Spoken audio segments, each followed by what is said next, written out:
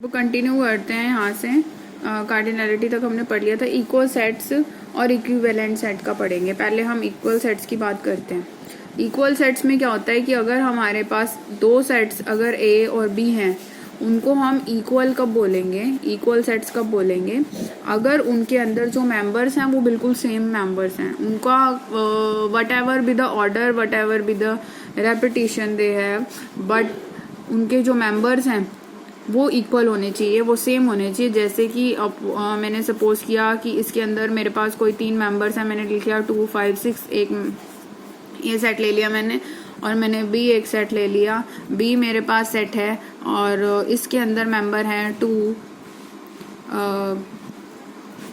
Repeat हो रहा है। फिर मैंने इसको, फिर मेरे पास है जी 6 है, 5 है, ठीक है। तो ये दोनों सेट्स इक्वल होंगे। क्यों होंगे? क्योंकि इसके अंदर 2 है, 2 इसके अंदर भी है, 5 इसके अंदर है, 5 इसके अंदर भी है, 6 इसके अंदर है, 6 इसके अंदर भी है। क्या हो रहा है? 2 यहाँ पर रिपीट हो रहा है। तो रिपीट हो या ना हो हमें कोई फर्क नहीं पड़ता, बट इन तीनों के अलावा इस सेट के अंदर कोई मेंबर नहीं है। यही तीनों मेंबर्स इस सेट के अंदर भी हैं। चाहे यहाँ पर 6 भी रिपीट हो रहा होता, 5 भी रिपीट हो रहा होता, तब भी ये इक्वल होते। मेंबर सेम होना चाहिए, कोई भी मेंबर डिफरेंट नहीं होना चाहिए। अगर मेंबर्स सेम हैं तो वो सेट इक्वल हो जाएंगे, कार्डिनैलिटी कुछ मर्जी हो।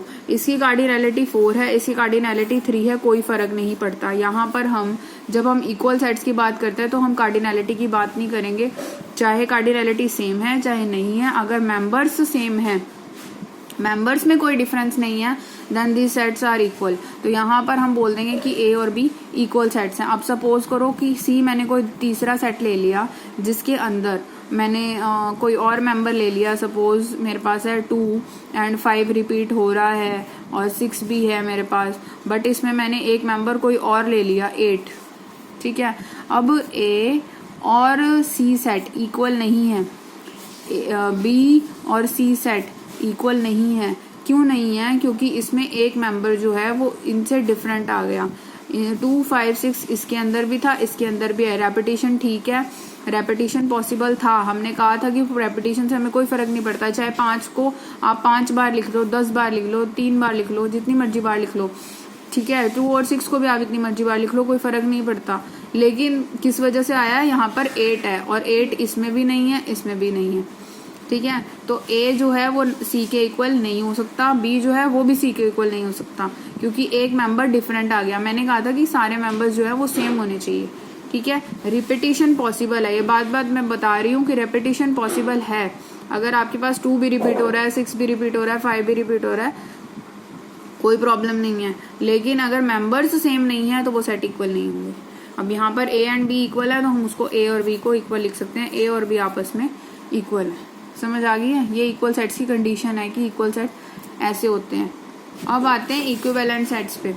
इक्विवेलेंट सेट्स में क्या होता है? इक्विवेलेंट सेट्स, इक्विवेलेंट सेट में हमारे पास क्या होगा कि सपोज हमारे पास, इसमें हम कार्डिनैलिटी का ध्यान रखते हैं। अगर मेरे पास कोई सेट है, उसके अंदर मेंबर्स हैं 1, 4, 5 इस तरह का मेंबर है, और मेरे पास बी कोई सेट है, उसके अंदर मेरे पास मेंबर हैं सपोज 3, 6, 8 और कुछ और भी लिख सकते हैं। चलो यही लेते हैं फिलहाल। अब क्या है? ए सेट है, उसके अंदर कितने मेंबर्स हैं? 3। बी के अंदर कितने हैं? 3।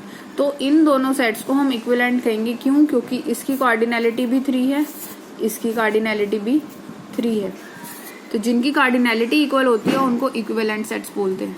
कार्डिनैलिटी हमने पीछे बात करी थी कि नंबर ऑफ एलिमेंट्स होंगे, जिसमें लास्ट वीडियो में हम पढ़ चुके हैं। तो यहाँ पर मैंने क्या कहा कि 3 इसमें हैं मेंबर्स और 3 इसमें मेंबर्स हैं, तो इनकी कार्डिनैलिटी कितनी है? 3, 3। तो इनको हम इक्वल सेट्स बोल सकते हैं सॉरी, इक्वल सेट्स बोल सकते हैं। अब ऐसे ही इसमें हमारे पास क्या है?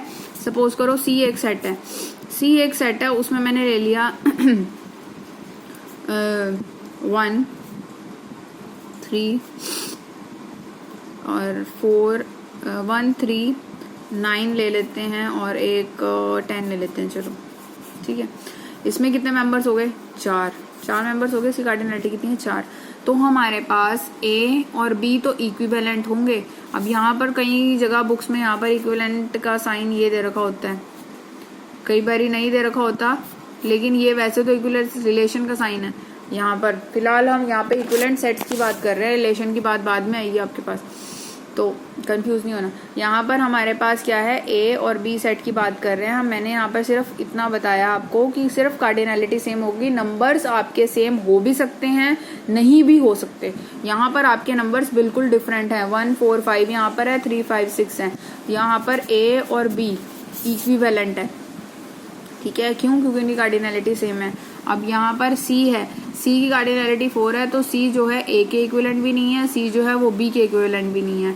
अगर मेरे पास डी मैंने कोई एक और सेट ले लिया, उसके अंदर मैंने मेंबर्स डाल दिए हैं, मैंने मेंबर्स ऐसे डाल दिए, सपोज 3 1 10 9 इस तरीके से डाल दिए हैं। अब ये वाले मेंबर्स कितने हैं, 4 मेंबर्स हैं, ठीक है।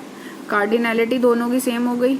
मेंबर्स देखो, 1 इसमें है, इसमें भी है, 3 इसमें है, इसमें भी है, 9 इसमें है, इसमें भी है, 10 इसमें है, इसमें भी है।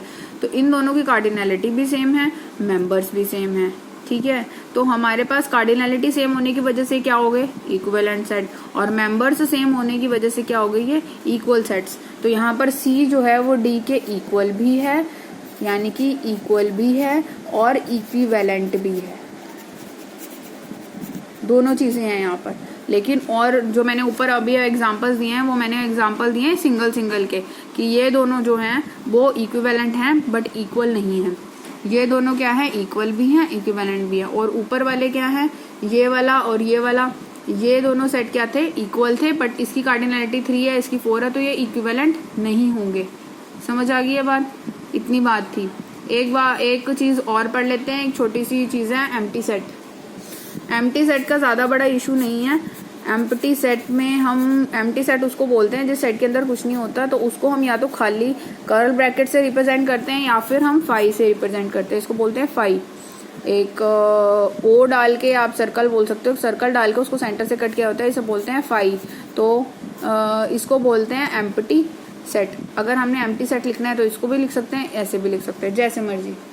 समझ आ गई बात? तो एम्प्टी सेट जैसे कि सपोज करो आपके पास ऐसा आ गया कि x such that x is a natural number.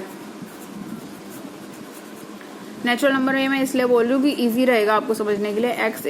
x जो है वो एक नेचुरल नंबर है, एंड x जो है वो 2 और 3 के बीच में आ रहा है, ठीक है। अब ये बताओ, जब हम नेचुरल नंबर की बात करते हैं तो हम क्या कहते हैं, 1 2 3 4 ऐसे चलता रहता है। तो 2 और 3 के बीच में तो कोई नेचुरल नंबर आ ही नहीं रहा, नहीं आ रहा है ना। तो इसलिए हमारे पास जो ये सेट है वो एम्प्टी सेट बन जाएगा। इसका आंसर ये आएगा। इसके अंदर कुछ नहीं लिखना है, ये नहीं कि आप इसके अंदर 0 लिख दोगे। अगर 0 लिख दोगे वो भी इसका एक मेंबर हो जाएगा। एम्प्टी का मतलब खाली, बिल्कुल खाली। एम्प्टी सेट को हम बल्कि नल सेट भी बोलते हैं। नल का मतलब भी खाली होता है। तो या तो आप इसको ऐसे लिख सकते हो या फिर आप ऐसे लिख सकते हो, दोनों में से एक चीज लिख सकते हैं। समझ आ गई बात? ऐसे करना है इसको। एक आता है आपके पास सिंगलटन सेट।